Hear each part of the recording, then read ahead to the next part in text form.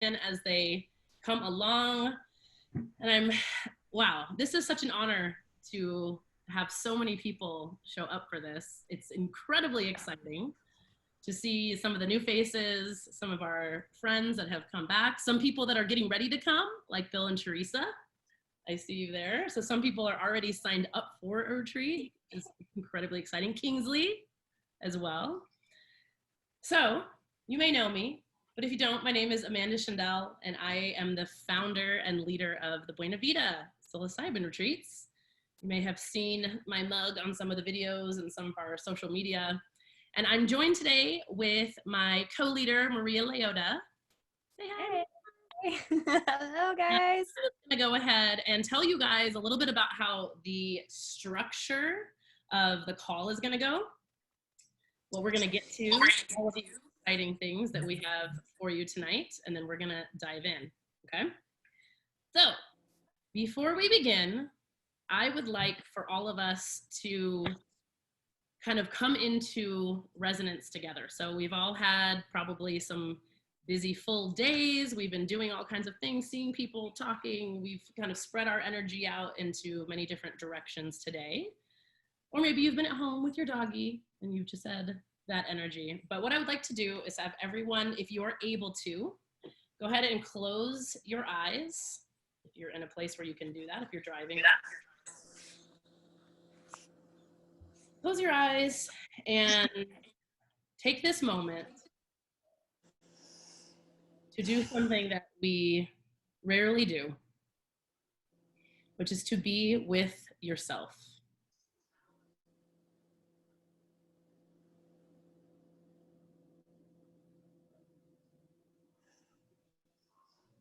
No distractions, no phones, no information, just you and you.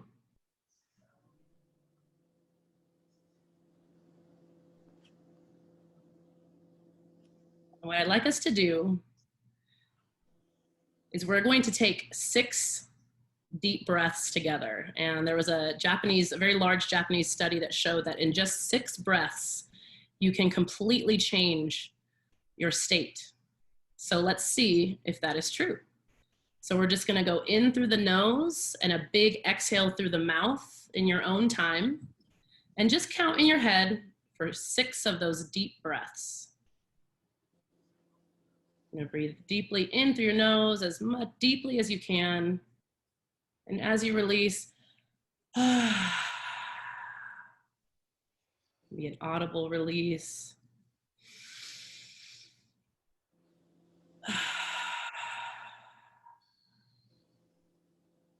See if each breath can get a little bit deeper, a little bit bolder.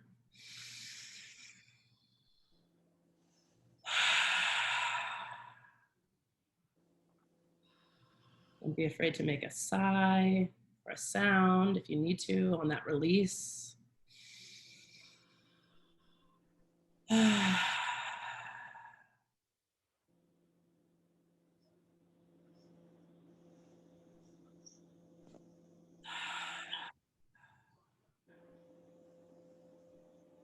When you're done, if your eyes are still closed, just ask yourself one question. What is my intention for this call?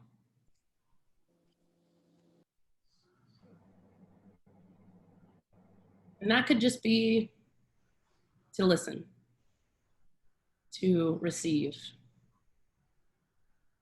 That could be to gain clarity. It could be to calm your nerves or to get excited.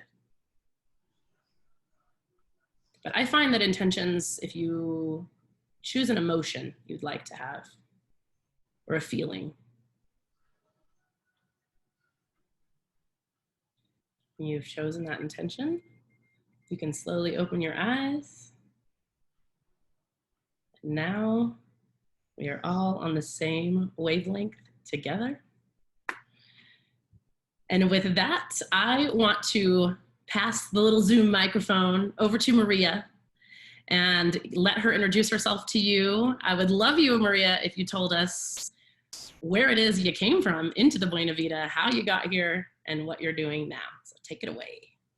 Yeah, absolutely. It's my honor. It's so cool to see so many people here. This is really exciting. I'm Maria. I am the co-leader at the Buena Vida currently. I started with Amanda just a little, about 2.5 years ago now. I came to the Buena Vida as a guest, so I was right in your shoes, not all that terribly long ago. I am from Wyoming originally, living in Denver, and then now I've moved to Mexico to help with these retreats. But the reason that I came to the Buena Vida was I just, I knew there was something more. Long story short, I had a perfectly lovely life and wasn't enjoying it at all. And I didn't understand why I felt so stuck. I couldn't find a passion, felt very apathetic in a lot of my life. And before I wanted to get on SSRIs, as I had seen kind of that go awry for some friends, and it scared me. Honestly, I was more scared of taking the SSRIs than I was of trying psychedelics, even though that terrified me. It was not at all my realm that I had been in. And I took the plunge. I just was like, something's got to give here. I'm willing to try anything. If I lose my mind, it can't get worse than this. So I did, and it was the best thing I've ever done. I'm pretty sure I tell people this all the time because it's very true. And Kevin and Julie can attest to this, that I cried for about 5 days straight, almost without end. And it was the most wonderful, cathartic, couldn't have removed any blockages any bigger. It was obviously something I'd really needed to do in my life for myself. And it was such a turning point for me. Obviously after that, it was Amanda and I had bonded and shared some moments in ceremony and gotten some messaging about working together. And it was not long after that I began working for the Buena Vida, and that this amazing woman brought me into the realm of plant medicine. And it's been the most healing journey. It's been all the ups and all the downs. It's never going to go just one direction up and then stay up for the rest of your life. So don't expect it to do that. The others will attest to that and tell you all about it. But it does set you off on a path, and it can give you a lot of perspective. For me, it gave me a ton of perspective. It gave me an ability to see my life with a little more perspective, and to come at it with more clarity, and to not get so carried away by everything, to see it for what it was. And that's been a huge gift for me. And it's given me purpose. And I see my purpose now is that I found a little bit of a reprieve, a lesson, a path of how to continue in life and grow and learn. And if I can share any of that with you guys, it's my great honor. And so I love co-leading these ceremonies and these retreats. I get to see the beautiful change in you that I experienced myself, and wow, what an honor that is. And you guys do the work, and we set the setting and make it as peaceful and beautiful as we can. And the reason I love doing this work is because I got to feel the love that women and these leaders can hold for other people, and what that allows you to do. And so me getting to do that for other people is just an incredible honor. And I'm so stoked to be here with all of you. Is that what you're looking for? Good job, Maria. Awesome. I always love hearing that story, no matter how many times I've heard it, because what a gift it was to receive so naturally someone that ended up being an incredibly powerful medicine woman in her own right, and she didn't even know it until she came. Before we begin and we get into our next part, which is going to be our lovely guests sharing their experience with you, I want to give you guys a little bit of context about the retreats kind of in general. And this is to help guide our question and answer portion that's going to come up right after this. The reason I wanted our guests to speak first is because I believe that they will have many answers for you from their own experience. And you may feel or hear something about their journey before they came, or what happened, that really answers a question maybe you didn't even know that you had. The most important thing about the work that I do is that I am a leader, not only of, I'm not an expert, I wouldn't say, in psychedelics, right? So it's not like you could ask me any question about every single psychedelic plant in the world and I could give you the exact answer.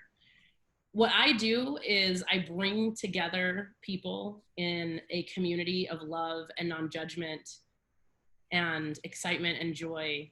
And we happen to also work with, and that's an important distinction, because there are places in the world that maybe you could go and all they want to do is tell you about psilocybin mushrooms and every single strain and what it does to the neuroplasticity in your brain. And then you sit on a couch and you take your mushrooms and then you go home. And that's perfectly fine. And I think that there will be many people that are drawn to that and would like that more clinical setting.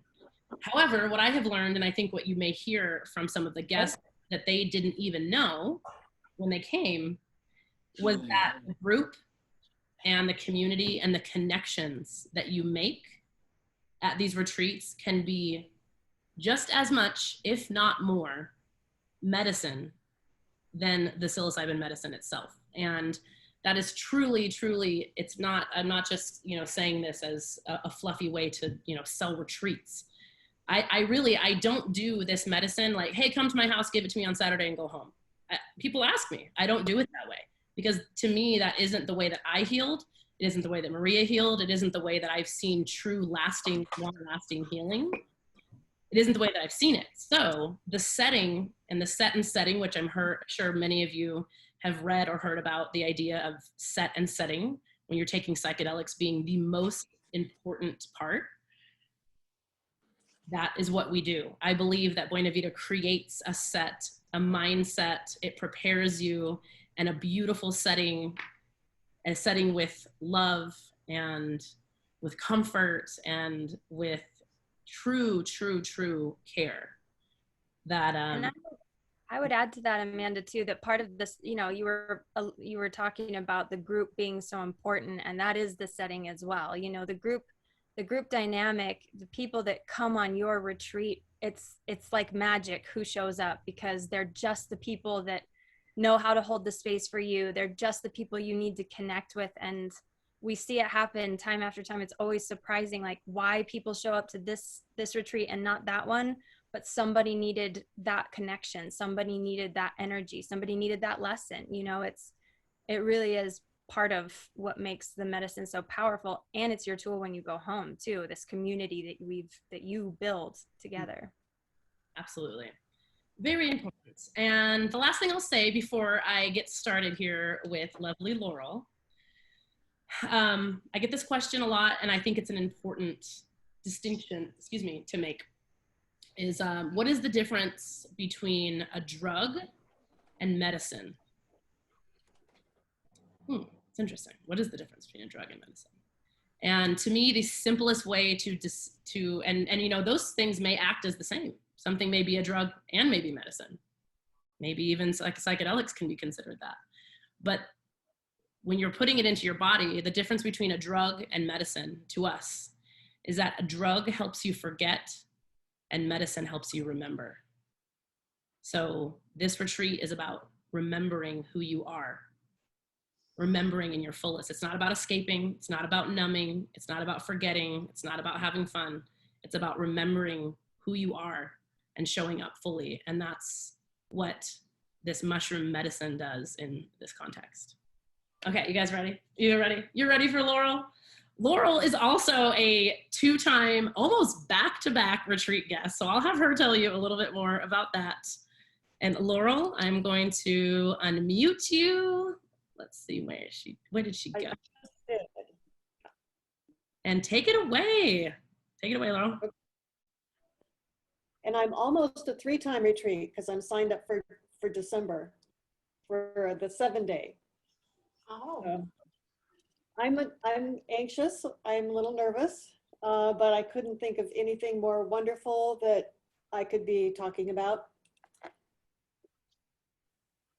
I get emotional, so just let that be. So when I came to, I had been called to psychedelics for probably 3 years, and about the time I decided when I turned 60, it was going to be my psychedelic 60s. And then my schizophrenic son came to live with me, and he was very, very sick with schizophrenia, in and out of the hospital. And I'm also a psychiatric nurse. And so I was living with psychosis in my life pretty much 24 hours a day. Had a couple of assaults by him, periods of him being homeless, put in jail. So I was not in a good place. I had PTSD, was pretty much afraid all the time. And then I decided to leave my job. And my hospital gave me a 6-month sabbatical, a leave of absence. And about that time, my son was arrested and then put in the hospital. And so he's been in a secure residential facility for this whole 6 months, which is like, oh my God, the best blessing ever. He's safe, he's well, he's doing really well. And I noticed the first 2 months after I left work, I was in complete freeze. I couldn't reach out. I was depressed. All I could do was scroll Facebook, watch series on Netflix, and it's like I was frozen. And I realized I had to really figure out how to force myself out of that. I did not want to go on antidepressants. I had been on them years past, and getting off of them just sucks. It's terrible. So I started looking at retreats and knew immediately that when I saw Amanda in a video, that she was my girl. And the fact that it was women-led, and I've got to tell you, Maria is like the epitome of kind, abiding presence. She's just like honey. She's so sweet. So I made my first, I came to my first retreat and was met with so much non-judgmental, pure affection and love by the people, by Amanda and the retreat guides, and the cooks and the cleaning people and the groundsmen, and the place itself is just gorgeous. I hope we're having the fall ones at the same place. Good. So it's a lovely, lovely environment, and the food is incredible. And so not only do you get to do the mushrooms, but you get to do a lot of work with things like breath work and yoga and ecstatic dance with Amanda, which, I have been always very uncomfortable in my body. I've never been somebody who could dance, and just that freedom and that permission to just let it go and not give a crap about what I look like, and Amanda's enthusiasm just really encouraged that. So I made some notes. I want to make sure I don't forget anything about that.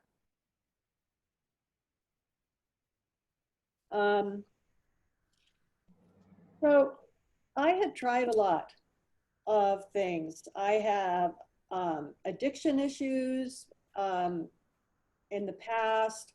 I've done 12 steps. I've done years of therapy after a terrible marriage. And I always felt like I would come up to a wall and not be able to push through the wall. And I didn't know what the wall was. And damn, psychedelics, psilocybin pushed me through the wall. So in my first work ceremony, first of all, Amanda sets this safe space that is just so empowered and safe. She looks all cute and fluffy right now, and she turns into this powerful shaman woman that sets this intention, and you know that you're totally safe when you do it. And my first work happened to be during a tropical storm. So we were back by the pool, and it was raining and wind and thunder, and the birds were going crazy. And during that work, I got to see the dark side, the darkness inside of me, the dark, empty hole that we carry around.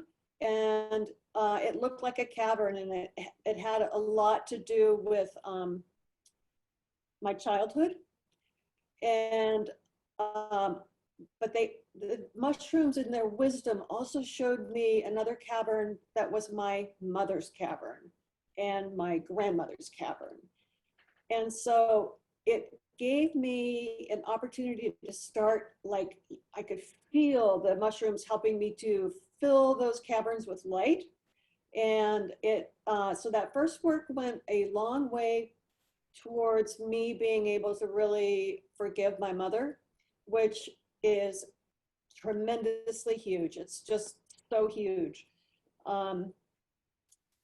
And I shared that with her. I shared the vision with her, and I think, she was very moved by it. Sorry. So the second night, just one special thing happened on this second night that I want to share.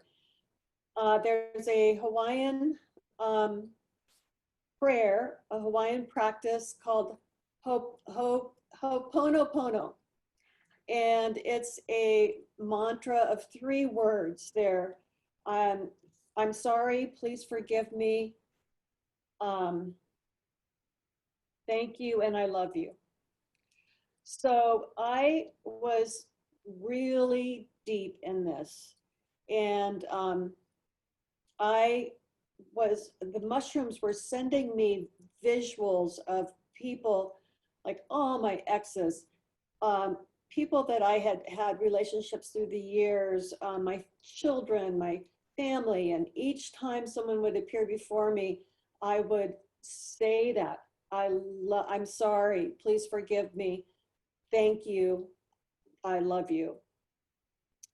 And then all of a sudden, Amanda, who, throughout the ceremony, she's singing, she's doing drums, she's doing rattles, she's doing bells, and they seem to kind of fit with where you're at in the ceremony.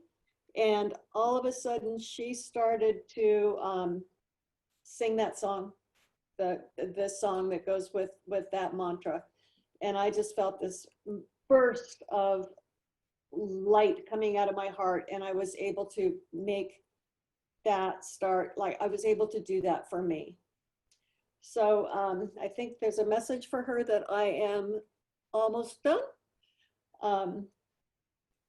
So I'm happy for any questions later. The second ceremony, really briefly, the second time I went, I came back to intense heat, intense smoke, so much wildfire smoke that you can't go outside. And it was 110, 100, it was just really bad here when I got back. So my experience this time has been a little different.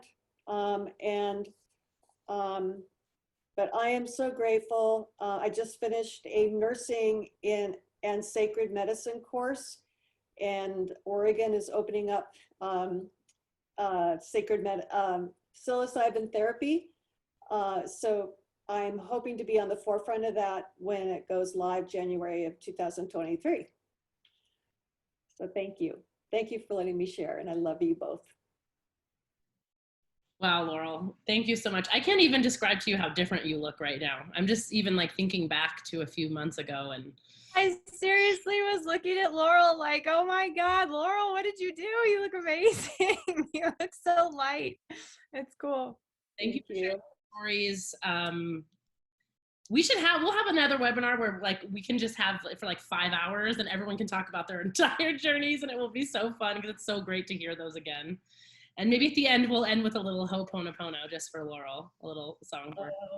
There's so much to share. It's just like, how do you put it into those few words, few minutes? I know, it's my job. Okay, so we're moving on to Mr. Joel. Where are you, Joel? Go ahead. I'm here. You got the unmute. Oh, brother, I love you. Can you hear me? Have fun, yes. Awesome. So I actually just went in May of this year, my first retreat. And it's funny, as Laurel's talking, I've never met Laurel, but I feel like I know her at a very deep level. Partly, I'm sure, because of the connection and what we've gone through. But I had done mushrooms a couple times in my past. Most notably, I think when I was 16 at the Pink Floyd concert. So this was a much different experience. The set and setting, adding to that. The reason I came into this retreat, or was drawn to it, or called to the medicine, depression, overworked, disconnected, unhappy, all the, you know, the words that I'm sure many of us have felt at times. I had just turned 50. Call it middle-age crisis. I was tired, really at a point of just overwork. But really what it was is that I had forgotten what mattered. I'd forgotten, I'd allowed some disconnection in my family, with my wife, my children. And I really had developed this pain in the heart. So I had viewed or looked at psychedelics for probably a year and a half. I'd studied it, found Amanda online, and like Laurel said, really, you know, she captured my heart in what she's marketing online. I will say, and not to, you know, as an outsider looking in, what they are selling is what you get when you go. The effects of the retreat, you know, the number one word I bring back that I got was awareness, a heightened sense of awareness from the first ceremony, an understanding of more of who I am. And it's brought all these transformational powers, I feel, to me. You know, very powerful visions during the retreats. One vision, for example, my need to shift my relationship with alcohol, being less dependent on alcohol and more dependent on my family, right? And one thing I've done over the summer, I went this past May, is I've replaced the martini on the Saturday night with a family ceremony where we set up a, you know, a meditation, sound healing, and overall mindfulness exercise. And that's been unbelievably powerful for our family, sorry. Some other things I'll talk about in the second ceremony, where I think Amanda said, okay, now it's time for the hero dose. I entered a stage, a 10 or 15 minute stage of pure enlightenment, pure, you know, this nirvana, if you'll say, where there was no time, there was no past, no future, no me. My ego completely dissolved. And that was unbelievably powerful. I think that has dramatically reduced my fear of death, to a point of not really focusing on that at all, or more of just an understanding. And towards the end of that, I think your ego starts taking over, taking control, trying to, you know, say this isn't real. You know, it's a place that I wanted to be in, not a death place or not a NDE or anything like that, but just a pure state of awareness. Like Laurel has said, you know, the singing, the chanting, the first night, I mean, I left the first ceremony thinking that Maria, Amanda, and Abby would be playing at Red Rocks sometime soon, because unbelievably powerful, unbelievably heartfelt. It blew my soul wide open. You know, the Ho'oponopono song, I am so happy to hear that you're going to be singing it today. And I can't wait for everyone else to enjoy that. Since the retreat, or one more story about the retreat. At the end of the second ceremony, And by the way, I think I was anointed the warrior clown, which I'll let Amanda at some point describe what that is. But at the end of the second ceremony, we had our dinner at about 1 a.m. and I absolutely love eating that late. And you know, everyone joins this ceremony, and you have to understand the food just tastes unbelievably better. Number one, because it is really good food, and it's also professionally cooked by people that aren't professionals, or at the Four Seasons, if you will. But we group around this dinner table, and the amount of joy in that setting, in that meal, was like the Thanksgiving that you always wanted to have with your family, but never really had it, right? There's always drama or something that comes up, and the amount of joy that you saw in everyone's eyes was just very powerful. Some stories about the last 3 months. The first month back, I went into pure warrior mode. You know, jumping out of bed, no longer tired, no longer disconnected. I've really cut down, if not completely changed my relationship with alcohol. I've lost 20 pounds in the last 90 days. I've manifested some pretty powerful stuff in the business world that I've been trying to work on. Just recentered, a complete recentering of who I am. And one thing I do want to really share with this is that I think there's a risk of this being over fantastical or not necessarily real. And I will absolutely say that this is not the silver bullet. And for me, it wasn't the silver bullet.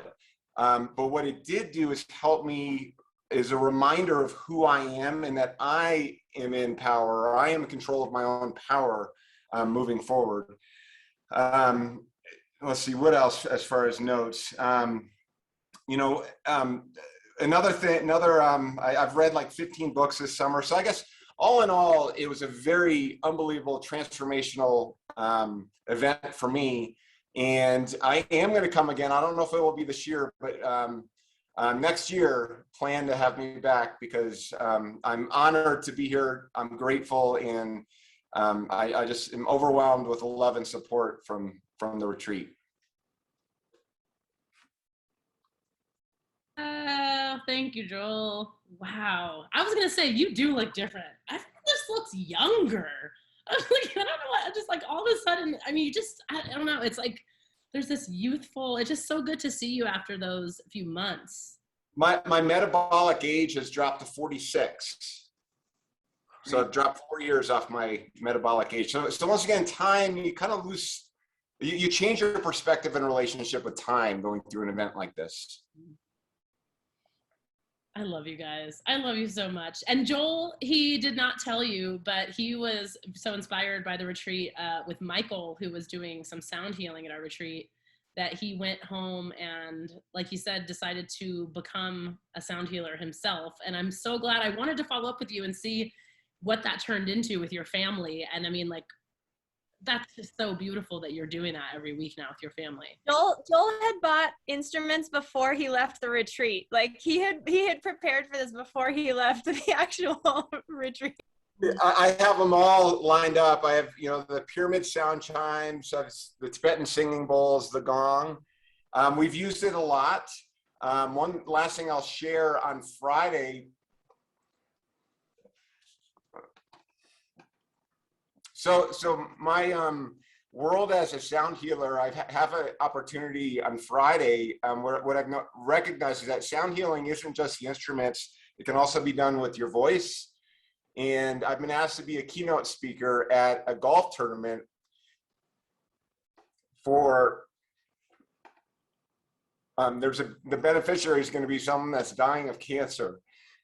So yeah, I'm going to use some of my sound healing, not necessarily with the instruments, but with my voice. And like I said, this is something that has manifested from this type of event. It's put me on a completely different parallel. So thank you. I just want to take that in. That's goodness. Whew. All right, everybody, Take a nice big breath in through your nose and out with the sound. And I can see everyone out there, or at least I can see some of you. So before we move on to Holly, I want everyone to do a little shake. Shake your hands, shake your shoulders, your neck. Don't be afraid to look silly. Take your butt in your chair. Whoa, take your tongue. Oh man, my neighbors, if they can see me, must think I'm crazy because I do that about 100 times a day. But it feels good. It feels good as we move from one energy to the next. All right, and last but certainly not least, we have our beautiful fiery-haired redhead Holly coming to the stage. Holly, go ahead and unmute. Hello, everybody. So I'm super excited, and I'm just going to hop right into it. So when I was supposed to go to Psilocybin retreat in 2020, didn't happen, obviously. And then the retreat started back up, and I had in my head that I had to have a certain amount of money, because I knew I was going to go, a certain amount of money in my bank account before I went. And I was depressed. I had major PTSD. My son is a survivor of ODing, but him and I have experienced a lot of trauma, and I basically raised him on my own. But the anxiety was crippling, low vibrational energy, thinking about death all the time. And I have suffered with suicidal tendencies since at the age of 12. I kind of got rid of that around age 35, but when so much is happening, you just kind of get bogged down. You're like, the only reason why I'm here is for my son, but this sucks. This place sucks. And I had all the tools. At the same time, I was doing counseling. So I was not in the best place, but I got an email about 10 days before the retreat in Mexico saying, hey, we have a few spots left. I was spending some quiet time with myself, and I heard my higher self, whatever you want to call it, tell me, Holly, you are literally, like, pardon my French, but you are literally fucking killing yourself. And if you don't get there, you're going to manifest some kind of disease, because the first thing that shows up in something that's wrong in your body is anxiety, depression. And then it's going to turn into a disease that, you're not going to be able to control. So it was a very strong voice. And within 10 days, I was in Mexico. So it was quick. And I really didn't have any expectations. I was just kind of like open, and I was ready to heal. I knew that the medicine was going to catapult me into the next level. I knew that. My spirit knew that. And I just knew I needed it. So with that said, I was glad to be there. My major thing that I wanted to work on was self-worth and self-love. I did the 3 ceremonies, and for me, each ceremony was different. I mean, I laughed, I cried. I felt trauma literally vibrate out of my body. And I saw both of my grandfathers in star form that were, like saying that they were always here, but they were, I just can't see them all the time because, we have this veil over us as human form. I can't see them. And that was very comforting.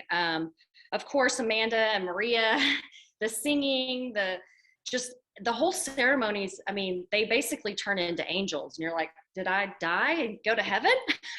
I don't know. Maybe I did, but this is a nice place to be. I like it. I really like it.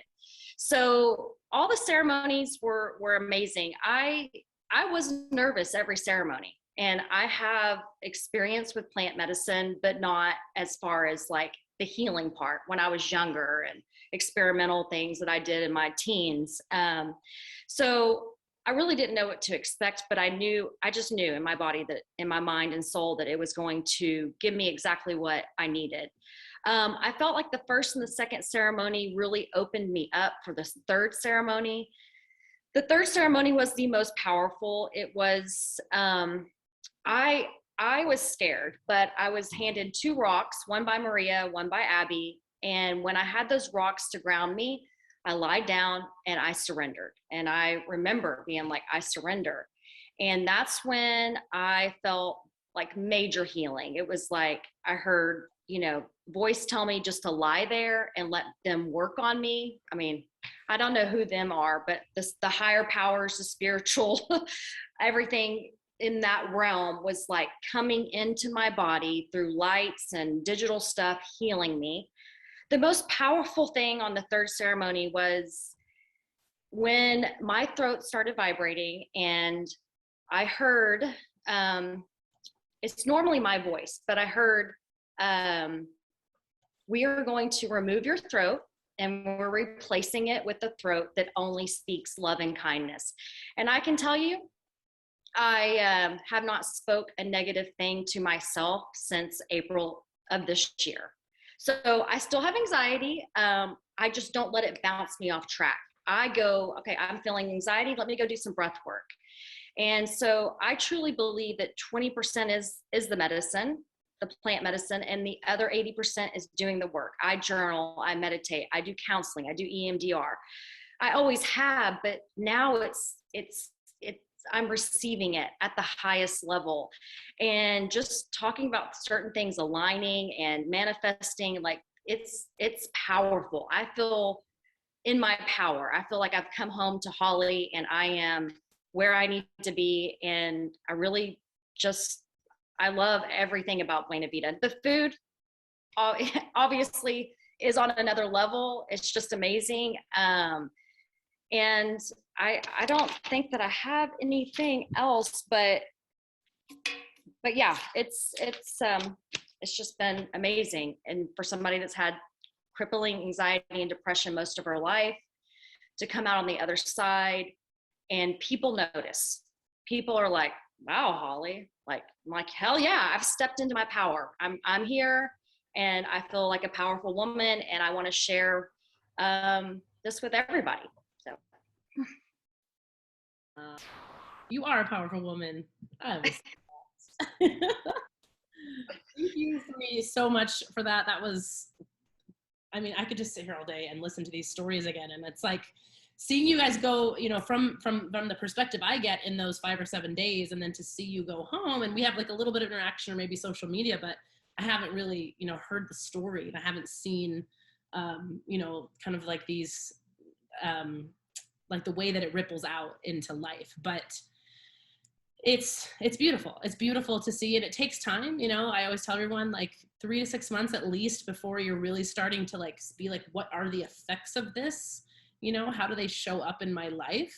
And you have to go out and live your life in order for this to show up, right? For these, maybe you do something a little bit different, or you change a day of the week like Joel did, or you start to speak differently. Like these things take living your life in order to see what, you know, all of the magic that you may have, like these little visions that you saw during your journey or feelings that you got, like what do they really mean if not something in your real actual life.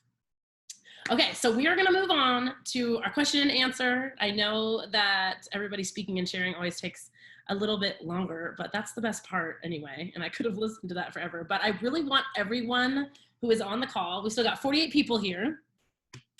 As a reminder to everyone out there, I'm going to switch my view, and I want to do 2 things. One, if you have your video on, you can do this.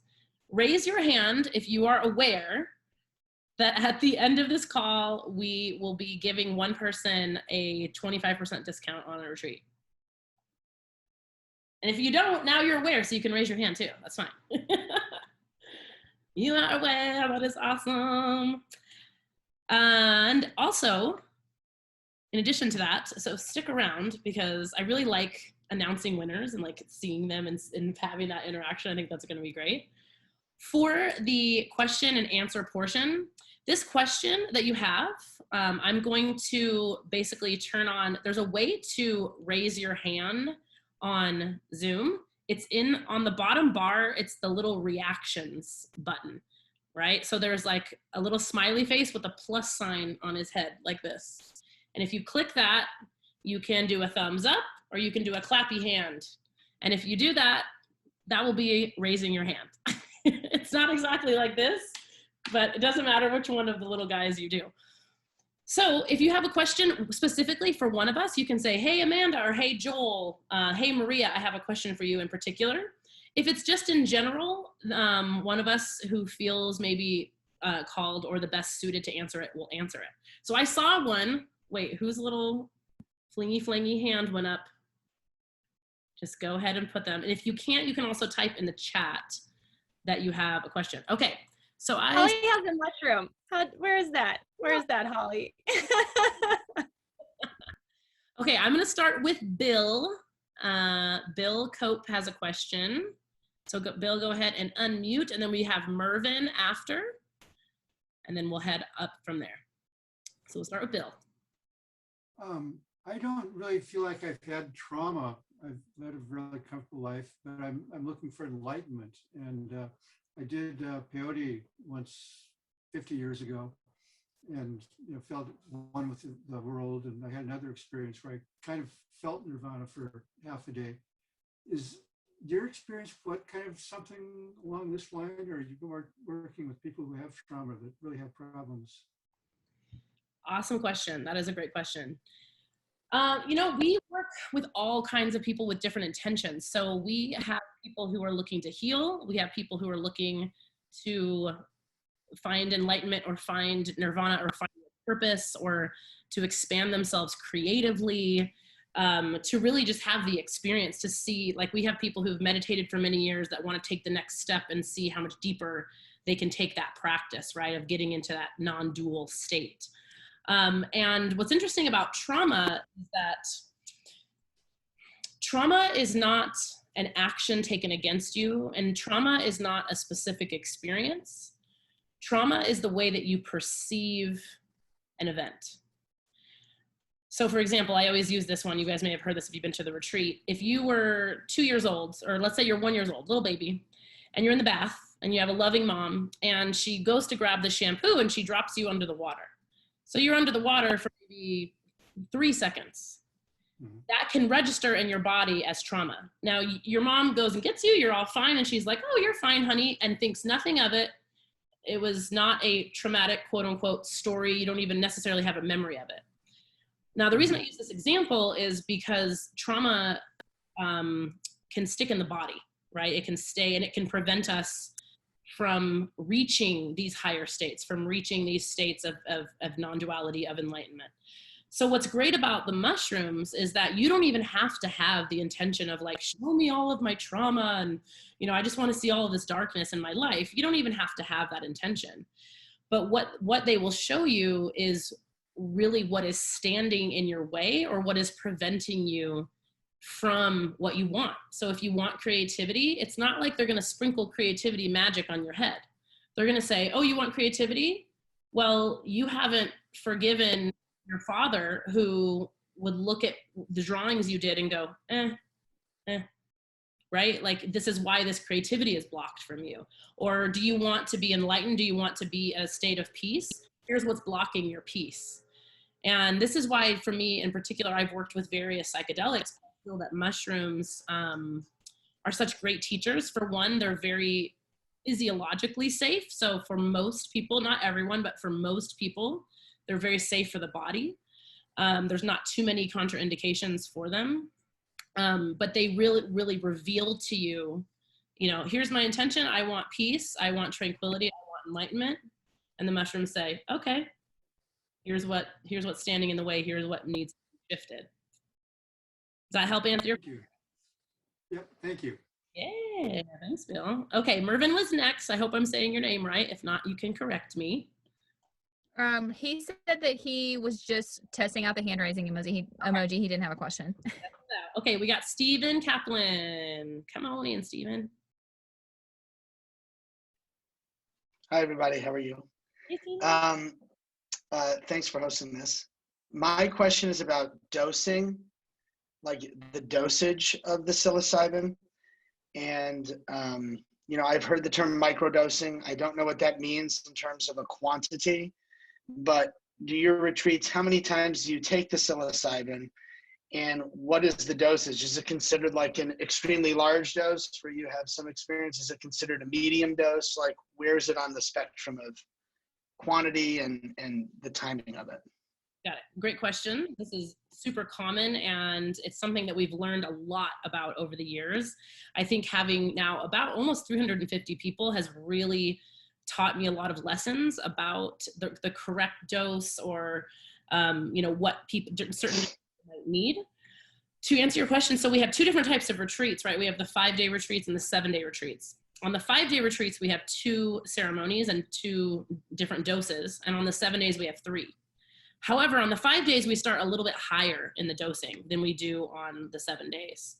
And what I have found over the years, and I always say I can't wait for there to be a scientific trial on this because I don't know how they're going to do it, is that age, weight, previous experience, all of these things almost don't matter at all to dosing. So what does matter is this little strange thing that no one can control and I can never figure out, which is your ability to surrender. What does that mean, right? So this is why we do multiple ceremonies. This is why I never will just do one and send you home, because I don't know what your ability to surrender to the medicine, to the music, to the retreat, to everything. I don't know what that is. And I have seen people surrender on 1 gram. I've seen people not surrender on 7 grams, right? I have seen tiny little 110-pound women not surrender on 6 grams. I have seen large men that are bawling their eyes out on 2. So that's the reason that we start everyone at like a reasonably acceptable, about between 1 and 2 grams as the first dose, depending on how you're feeling. You know, if you're generally sensitive to other things, you might be a little bit more sensitive to psilocybin. Like if you don't take, if you're sensitive to alcohol or aspirin or other things like that. And then from there, we have a one-on-one meeting with you the next day after that first one to really see how your experience was, if you're ready to go up, if you want to stay the same, maybe go down even a little bit. And it's very, very personal. It's very personal, and we cannot guess. I will say, and I think Julie and Kevin who are in the room can attest to this, I promise you, you will not leave the retreat being like, man, I really want to take more. I will give you what you need to get where you need to go. And that doesn't mean there's guarantees of how you will feel or that you'll heal. Right. But to answer your question about microdosing, just quite simply, there's so much confusion in the world about this right now, because some people say the word microdose when they mean recreational.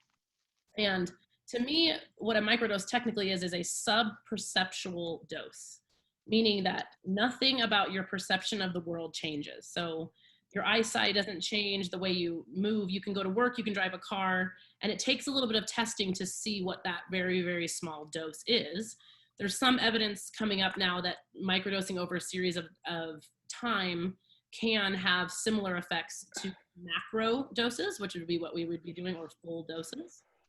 However, I think that for people who just are not ready for the process of something this deep, meditation, breath work, and microdosing can be hugely impactful, hugely impactful.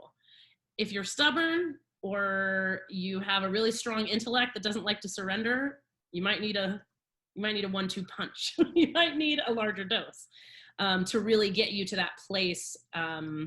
It's not easy for us as adults to be in a state of where we're out of control, right? Does anybody like control?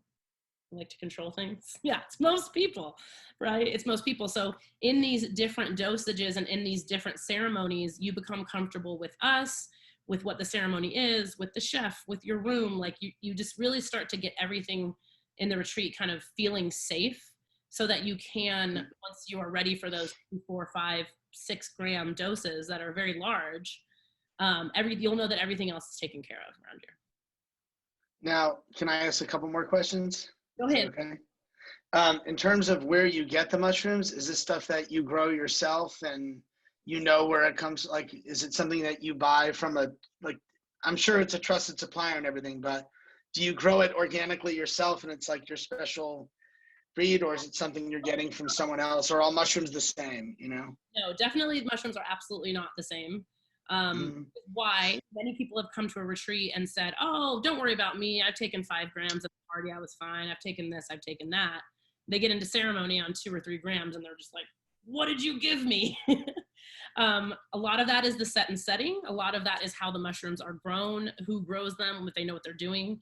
So we work with a shamanic family that has been doing this for many, many years and knows exactly the type of strain. And from the minute that that the spores are into the ground until they're into our hands in your cup of tea, that they are surrounded by love and surrounded by care. And yeah, it's definitely.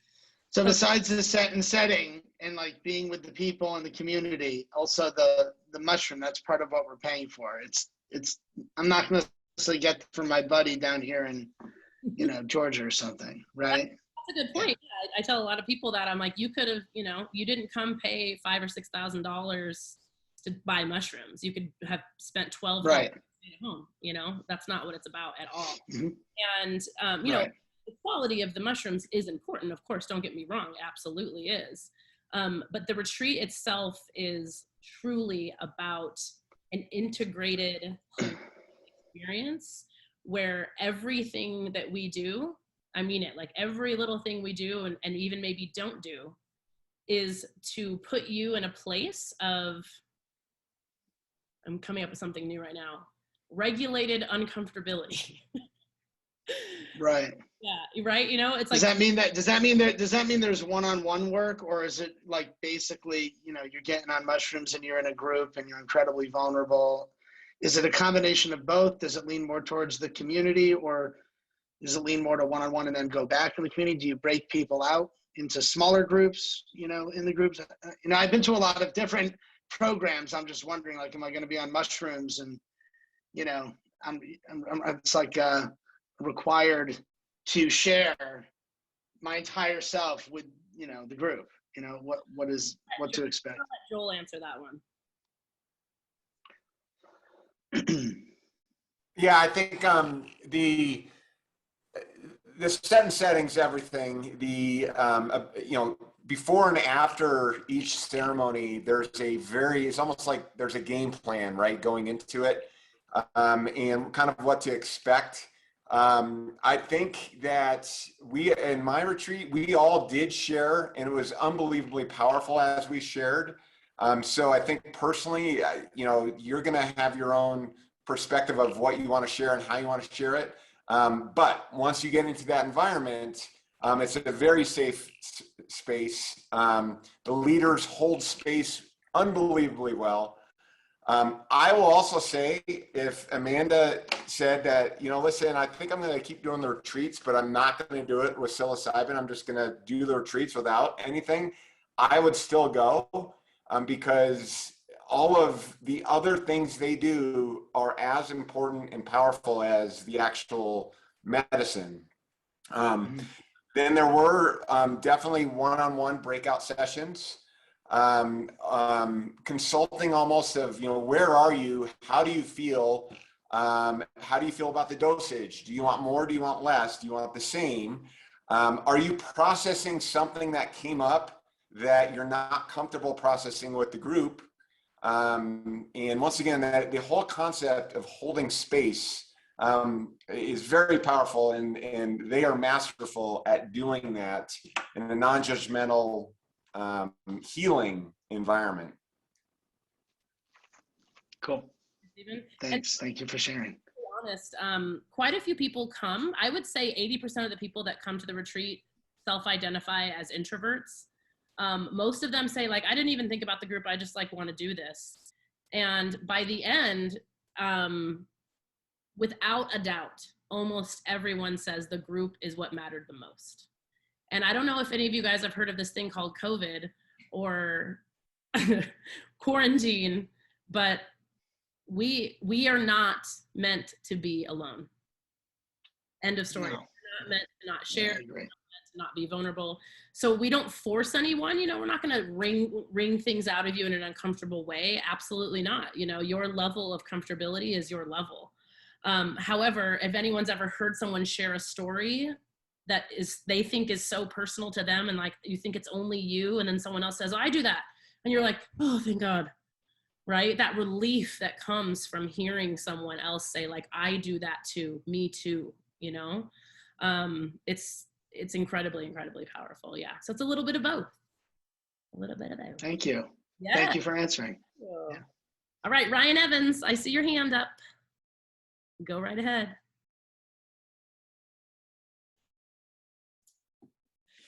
Hi, I'm not Ryan. I'm his wife, Lisa. Hi, Lisa.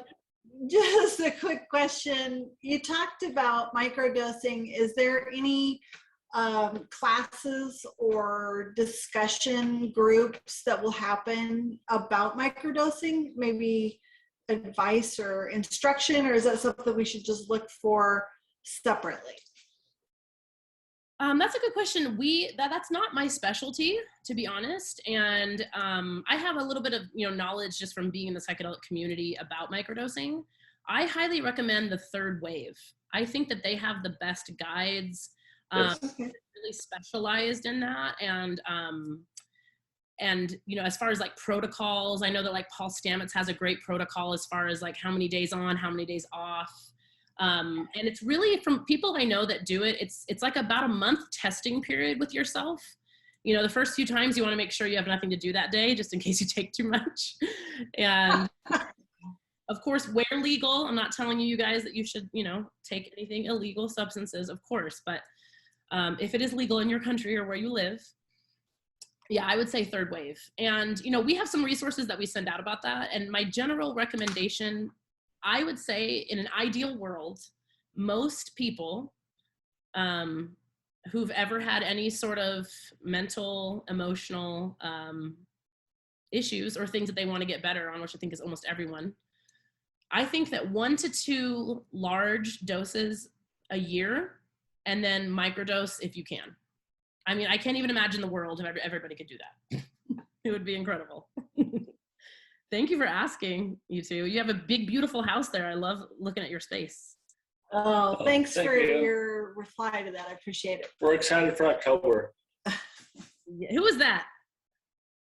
That was That was Ryan. us. We're coming in October. We're excited. Oh my gosh, you guys are. Yeah, you just signed up recently. Awesome. Yes. We just had their call yesterday or day before yesterday. Miss Shandos. Awesome.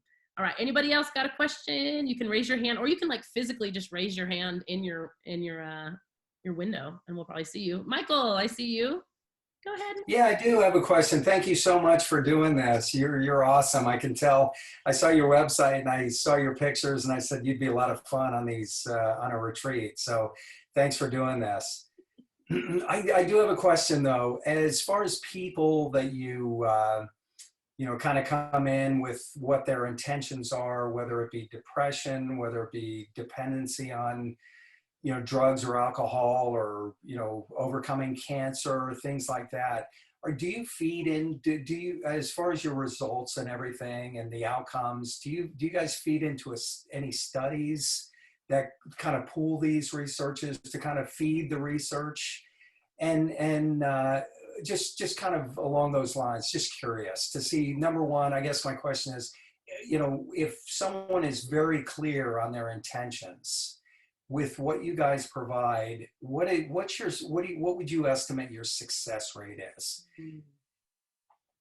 I'll answer the first part about research, and I'll let Maria answer the second part about what she thinks our success rate is and how we would answer that question. Perfect, thank you. So we recently just started working with a woman named Rosalind McAlpine, who is about to finish her PhD right now in the study of psychedelics as they relate to mental health. So she is, as we speak right now, just got approval to implement, which is going to be our first piece of research. She is studying specifically the retreat setting with psychedelics. And we are going to see 3 months, 6 months, and 9 months out from the retreats, kind of self-reported what the results are from people who decide to participate. So anyone who is coming in October, November, December, you will have a chance to be a part of that, which is fantastic. And I can't wait for there to be, more actual data and results on that. I also am working with another former guest of mine who is a huge advocate of psychedelics on the legislative side. He was in California, now he's in Texas. And his name's Gregory Feinstein, and he's a genius. He is developing a way that we can make like a control group, like a retreat group and a control group, somehow to see, I honestly am not a scientist, this is why I'm working with scientists, but he's developing a way for us to compare retreats together and like different elements of what's going to happen in that retreat. So I'm working with him closely, and that should be ready in the next few months. So we're really excited, and we're always on the lookout to have people participate in adding to, specifically, as we get into the explosion of psychedelics, there's going to be the clinical method, one-on-one therapy with your psychotherapist, a retreat, right? There's going to be all these different avenues that you can take psychedelics, right? Whether it's at home, recreationally, there's so many different ways. And so I think that, Rosalind specifically studying the retreat setting, she'll be able to take out some of those pieces, right? That the piece of the pie of like the community, the food, the breath work, like all of the other workshops, what was it that created this shift and this change in you? So Maria, I'll let you answer, like, just from the truth from your heart, after seeing so many of these retreats, what do you think is a success rate, and how would we even qualify that? Oh man, that is maybe one of the harder things. Like, we often talk about like what's happening in the clinical setting with all of this stuff, and how are they going to measure, what worked for who, because it's really so dependent, I think, on what intention people come in with. People come in with all kinds of different intentions. Sometimes it's just to feel a little different. Sometimes it's to work on something really specific. And sometimes it's to work on something that they didn't get any messaging or work on at all. It was actually this other thing. And that was actually what they needed, even though they didn't know it. So I think measures of success have to be subjective. And to me, it would have to come from the individual of, how are you going back into life? How are you showing back up in life? And it's not to say that that everybody that leaves here is like, my life is completely different, and I went home and I quit my job, and although that happens a lot, right? It's not always. And so I guess from what I've seen, and from the people I keep in touch with, and from the WhatsApp groups that I'm still on from 2 years ago, like, people are trending in a really beautiful direction. And I think just about anyone that comes would tell you that it gave them some perspective. It gave them some measure of confidence they didn't have before. It gave them some understanding of how to be differently in a group, or how to let people in differently. It's such a wide range of change that it can create in a life. But I think every single person that leaves, that at least when they leave retreat and we talk to them, would tell you that they got something from it, whether it was a journey, a vision, an understanding. I spoke up in a group for the first time, maybe ever. That was really uncomfortable, but wow, the support that I got back was really helpful. That's never happened before. All of these things, it makes me think of, we had this really great guy on one of our retreats, and he had come for a stutter, and he really wanted to cure his stutter, right? Because he'd heard Paul Stamets talk about how he cured his, and man, did he really want to fix it and cure it and get rid of it.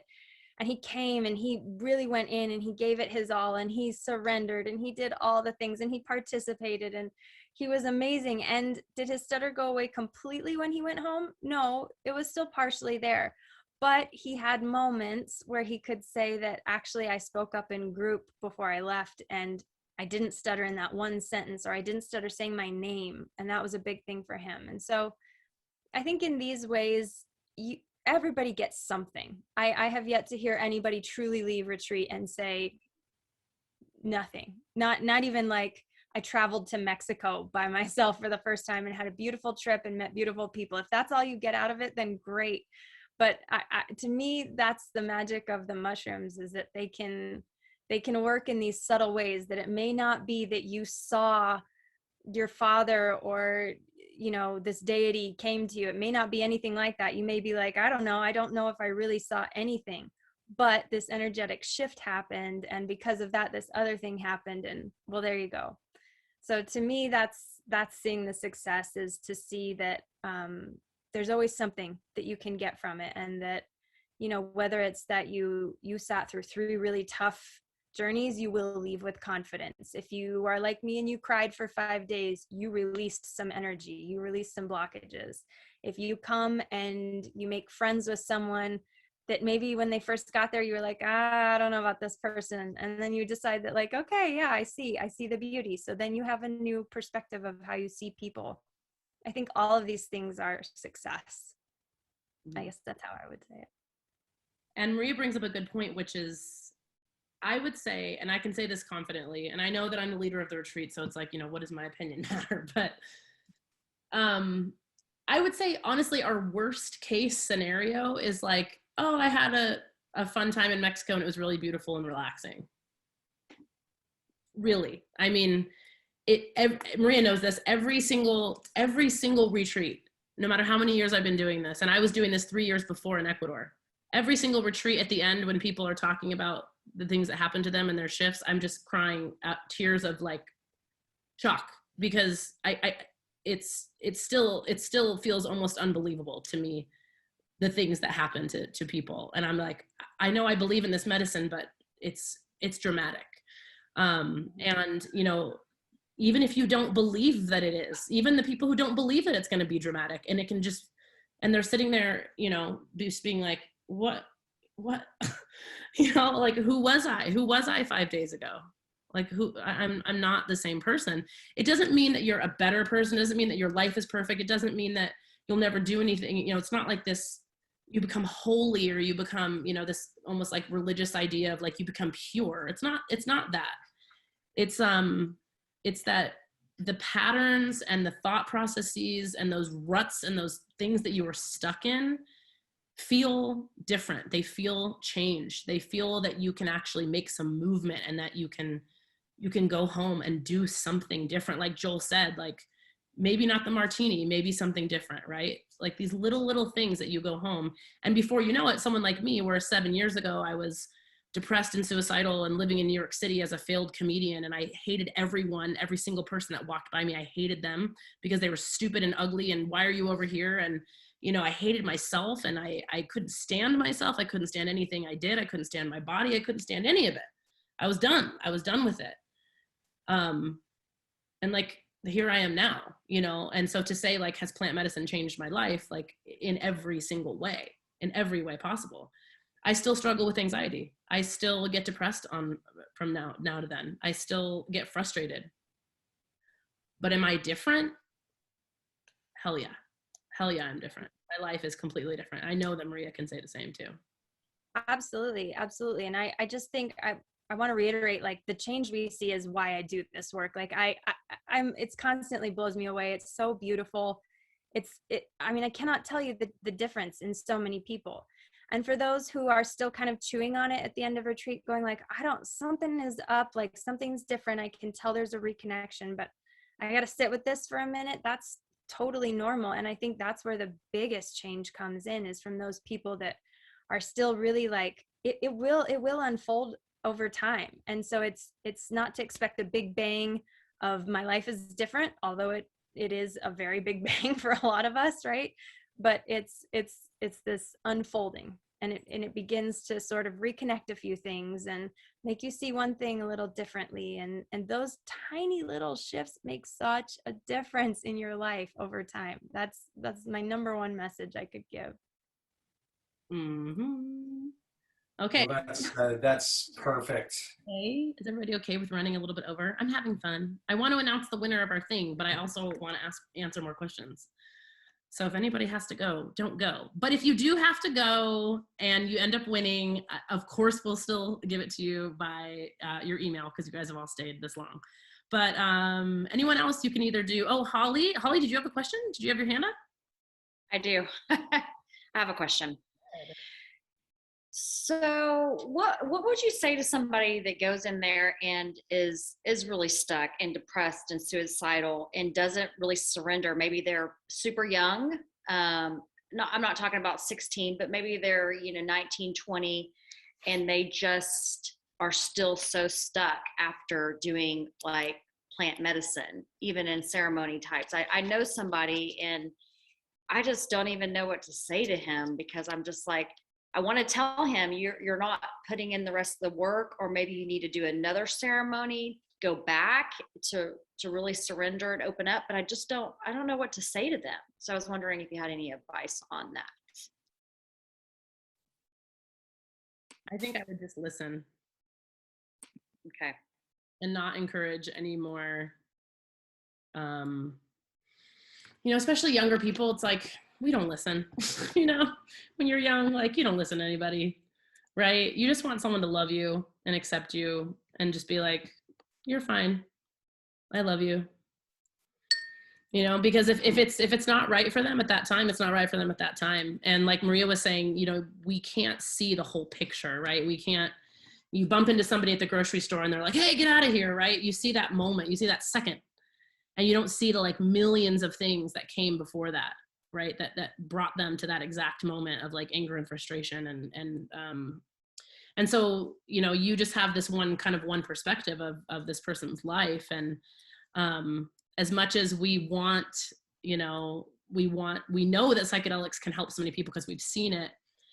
Sometimes it's just not the time. It's just not the time for them, And so to really just trust that all you have to be for that person is just like open arms, loving, accepting, and just be like, hey, if you want to talk or you need anything, like I'm here. Right? That's it. That would be my answer for that. Thank you. Yeah. Who else is out there? Who's got a burning question, just dying, waiting to be answered? There's Joanne. Hi, Joanne. Oh my gosh, it's so good to see you. Do you have a question, Joanne? Or are you just saying hello? We can't hear you. We have to unmute. You can go ahead and unmute. That little red guy down at the bottom. Am I unmuted? Yeah, Joanne is a past guest too, huh, Joanne? Can you hear me now? No, I don't have a question, but I'll share a little bit of my experience in the very recent past. It's been that I've been a microdoser now since April with success with an integrative therapist, which is key for me. But what I can say is that my whole life changed 365 degrees. And everyone that I talk to says that it reads all over me like a newspaper. So, I mean, it's a really good feeling because I come from depression and suicide, and for many years of all of that, probably about 30, and I was able to walk away with no antidepressants.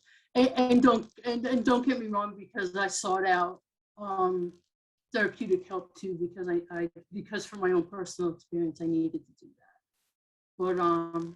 But life is good, and it's probably been the best thing I've ever done for myself, ever. And I'm actually contemplating coming back. I'm trying to free up some of my time because I feel like for me, it was stage 1, and now I'm in a different place. And I think I need to do something more. I don't know if I'm on base or off base, but that's my gut. But I know one thing. I've been in recovery in AA for 28 years successfully. That was part of my process. But I needed more. And there was something else, and this was the key for me. This was a big key that kind of went behind all of that, as far as sobriety and change and process. And it's been pretty heavy.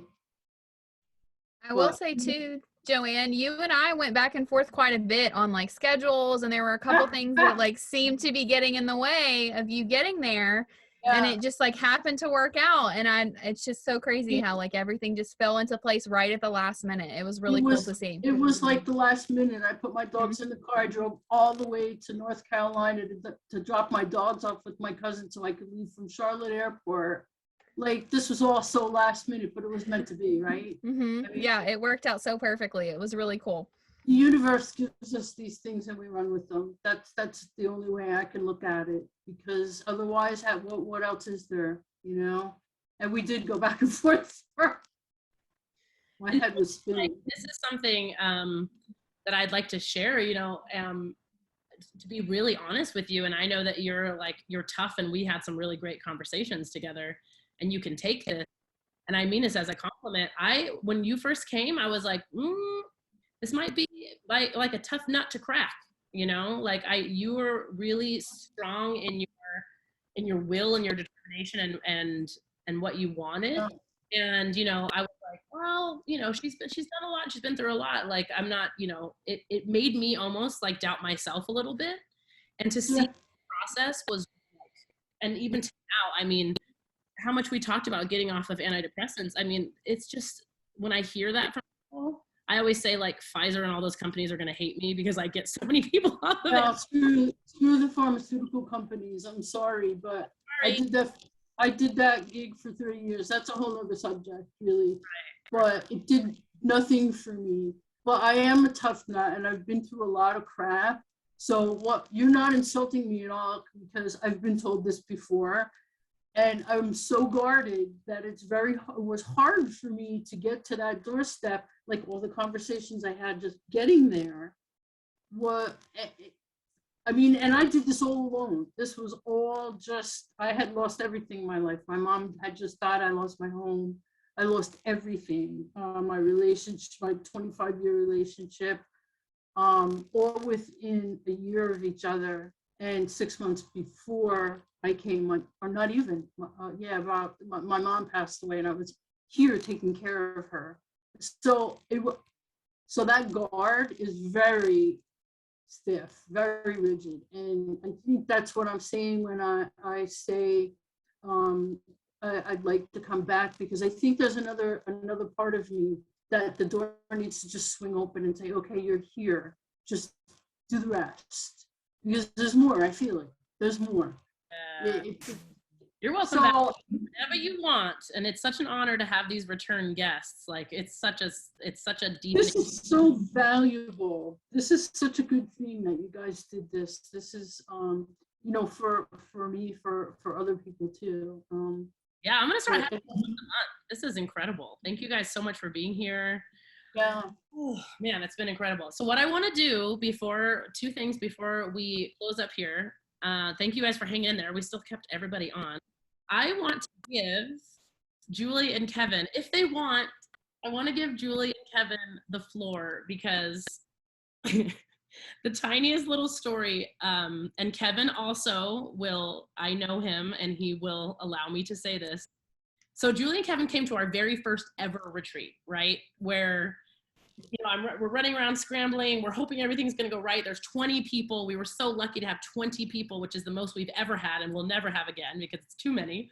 We had 20 people at our first retreat. And after the first ceremony, to put it bluntly, Kevin was not having it. He was not having it with me. He was not having it with the medicine. He was not having it with the group. He was not having it. And Kevin, you really made me grow and pushed me to a place of like, how much do I trust this process and how much do I trust this medicine in that conversation. So tell me and tell the group who you guys were when you came to that first retreat in January of 2019 and who you are now. I don't think I'm going to be able to answer that question. It's kind of complicated, but we just totaled a car in Albuquerque and ended up at a really unusual place. But all the testimonials that I've heard tonight all ring true. I've heard myself, I saw other people. It's a little hard to almost believe, but it all rings very true. I heard my story and everybody else's story. We all share a lot of things. And but we've been 3 times, 3 different experiences. The mushrooms are no doubt powerful, and you can learn a lot from them, so they're teachers. But the experience to me was more of what's called a happening, and it's everybody comes together, and the people coming are just as much as a part of it as the mushrooms. And what Amanda offers is a really good way of controlling and building that group. You're safe. You are really secure. People are helped if it's getting, anyway, you get what I'm saying. So it's been powerful for me. There was a before and there was an after, which is the illusion that really gets us in a lot of trouble. But I had a ball, but 3 different experiences, really interesting. And yes, I was a little stern because it stirs up powerful emotions. And it's really, it takes a lot of courage even though I've experienced a lot of powerful emotions. And so, but wow, it's an amazing experience, and I have fond memories. So that's what, now I'm gonna yell at my wife here. I will just say, first of all, this is amazing. And just to listen to you guys, thank you so much for sharing. But this is so life-changing. I never even considered using mushrooms. It just kind of mystically fell together. And what I found is, after going to your retreats, I was like, I have to continue to learn in this way. And somehow we have manifested this in our life, and we have been able to continue to learn by doing this on our own. However, having said that, and we have learned a lot, but to do this in a group with Amanda and you know, everyone, Maria, there's something so profoundly uplifting and loving that within itself will change your life. And I can attest to doing this on my own. I learn a ton, and I will continue to do this because I consider myself now as almost like a student of this wisdom teacher. But I long to come back to join your group because the vibrational, you know, I don't want to sound like a crazy person, but there's something about this collective vibrational vulnerability and love and intention that is so life-changing. It will change your perspective on just this world, and it will help you get back into your life and continue to be a student and want to learn what life has to offer. Your relationship with life will enhance. So I thank you so much, because your retreat was the door to like continue to do this kind of work on our own. But we will be back. We will be back. I love you guys so much, and I miss you. And I'm going to call you very soon, Julie. Julie and I have very long chats and messages, and we are both students of the mushrooms. Okay, so it's 8:30. We're totally running over. Does anyone want me to announce this winner of this? Yes, yes, yes. Okay, we're going to. So here's what we did. Shandy, oh, we have to hear from Shandy. Does anyone know Shandy? Has anyone talked to Shandy yet? Shandy is an important part of Buena Vida. Shandy, unmute. I'm gonna have you say hello to everybody, and I'm gonna have you be a winner, okay? Okay. So hi, my name is Shandy. I've seen several of you on your application interview calls. If you apply after this, then I'll be hosting that call with you. I've been to a retreat. I went to the one in July, and it was transformational. I came to Buena Vida, honestly, just because I liked doing psychedelics like recreationally. You know, I was like, this would be so awesome to work for her. And then I saw it from the Buena Vida perspective, and it completely opened my mind to how I was just not using the medicine for what it was really meant to be used for. And it's really, really cool to see, you know, people when I see them at their application, and I kind of get a little bit of the backstory, and then I see them on the back end, and it's just like a totally different person. And Amanda and I are constantly in contact about, you know, I'm like, oh, how's this person doing? And she's like, they're doing amazing. And I just like get so happy. And I like, honestly, have cried like happy tears for her, with her. And like, it's just really, really cool work. And so for the drawing, what I did is I put everybody's email in a list, and then I numbered it. And then I did like a Google random number generator, and then just had it pick one. And so the email that came up was bcope@icw.net, which I think is Bill Cope. Is that you? Yay! Yeah, so that's our... Wow! Yeah, so whenever you know, decide to come, we can work out schedules and stuff. When you email in, I'll know that like you're the winner. And so we'll make sure to apply that 25% discount to your retreat price. So that's super exciting. Enlightenment for Bill. Woo woo. Yeah, yay. I'd love to have you and lead you on your path to enlightenment, and hopefully even to possibly change your definition of enlightenment, because I know that mine has definitely changed. And perhaps you may become a bodhisattva, which for those of you that don't know much about Buddhism is someone who has attained enlightenment but decides to come back to earth to be amongst us, to spread love and to spread peace with us lowly humans. Which is also awesome. So that is great. Okay, guys, we're getting ready to close.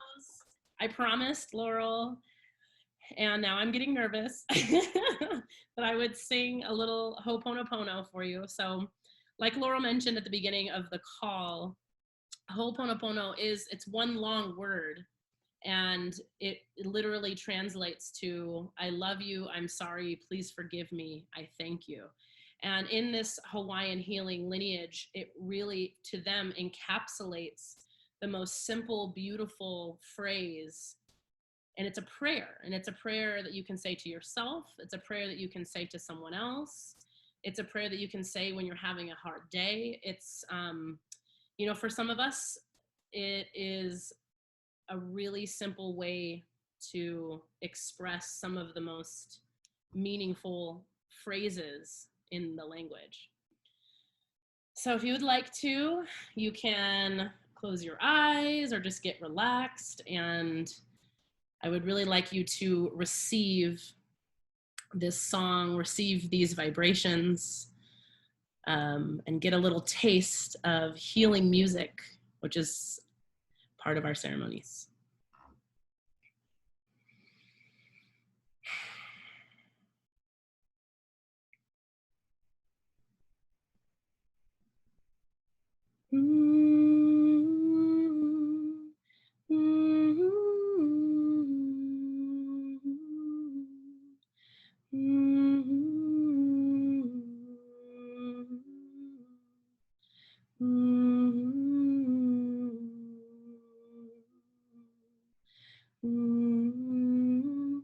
Ho'oponopono, ponopono, ponopono, ponopono, ponopono, ponopono, ponopono, ponopono, I love you.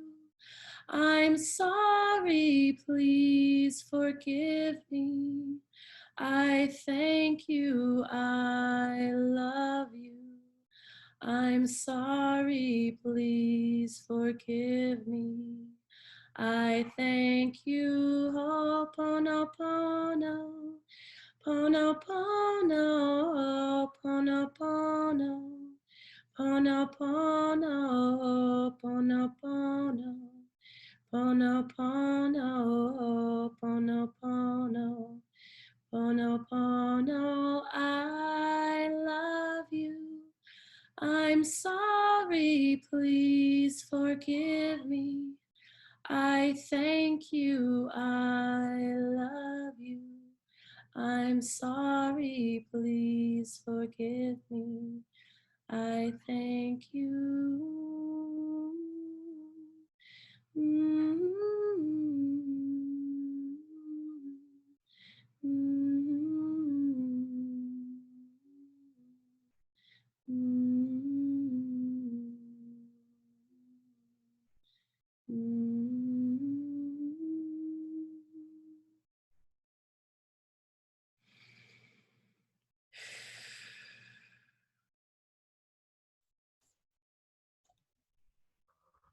Aho. Thank you. For those of you that do not know the phrase aho, it is aho metta keyasan, it is Lakota, and it means I do this for me and all of my relations. And it means I do this work for myself first. So if you are trying to change your job, your marriage, your life, your home, none of that is going to change until you change. So if you feel called to our retreat, we would adore having you. We'd absolutely love it. I will be there. Maria will be there. This season, we have a cast of all female leaders. A lot of lady magic And of course, we still will have gentlemen at the retreat as well. But as far as our ceremony leaders, it's going to be all the magical ladies. Magical mamas. Magical mamas. So Do we unfortunately, have time for one more question? yes, go ahead, Chance. Yeah. Go ahead. Is that me, Amanda? That There you go. Hi, Amanda. Actually, I've met you on Facebook a bunch of times, and we used to talk quite a bit on psychedelics today. And I often thought maybe someday I would come to see you, and I kind of wanted to wait until after everybody was gone, because this is really specific. But I've been waiting my whole life for these legal opportunities, and I've had 2 of them now. And on the last psychedelic retreat I went on, I found a brain tumor in my head, and it was removed about 18 months ago. And maybe you want to answer me in an email or something, but I'm not sure anyone will have me now, because there's no literature about pituitary tumors and psychedelic use. So I don't know if you want to address that in front of a group, but I'm very interested in coming to see you, and I don't know if I would get through the interview process. Well, thank you with us, and thank you. Sorry. Thank you. Of course not. That's very brave of you to seeking this. And the way I would answer you is this. I am a Pistol Annie of the Wild West, which means I do things a little bit differently.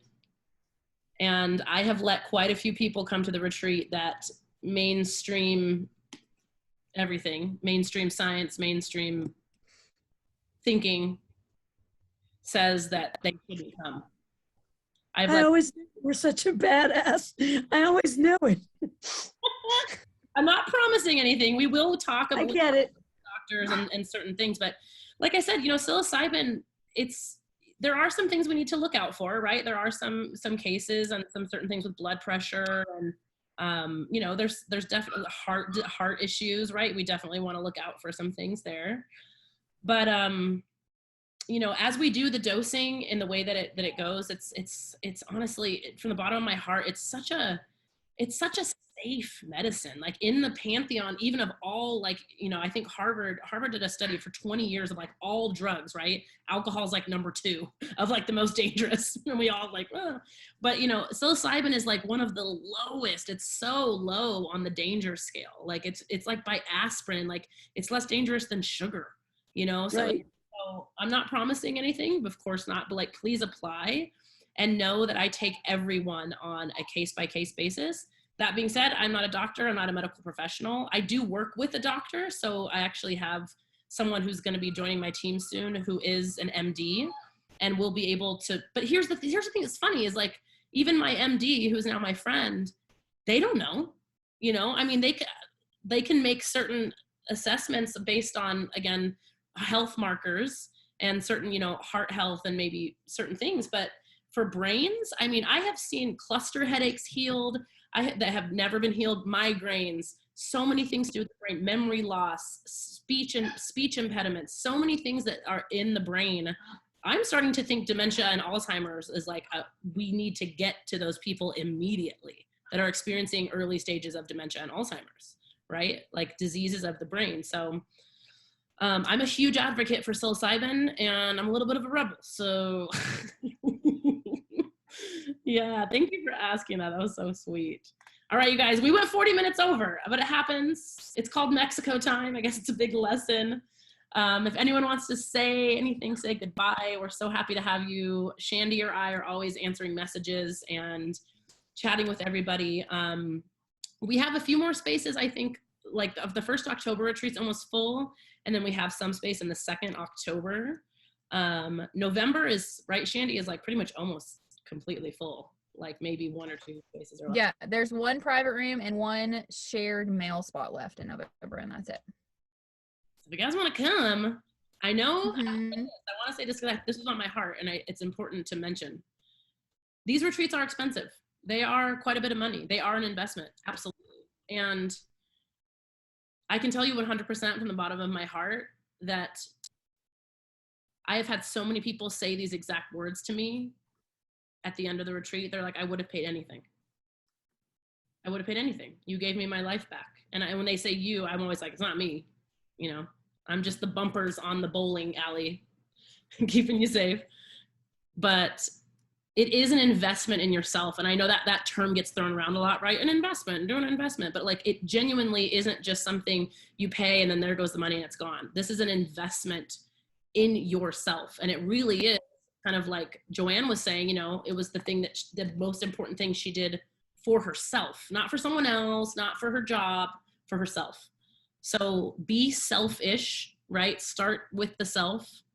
Start with me, start with for me in all of my relations. And I think that taking care of the self is the least selfish thing that you can do in the whole world.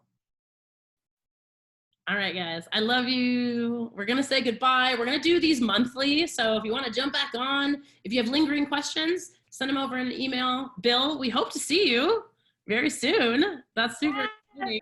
So awesome. So good to see all of you. Thank you guys. I really hope to see those I haven't met soon. And it's amazing to see those that are recurring faces. I miss y'all so much. So thank you guys. Love you. Adios. See you in Mexico.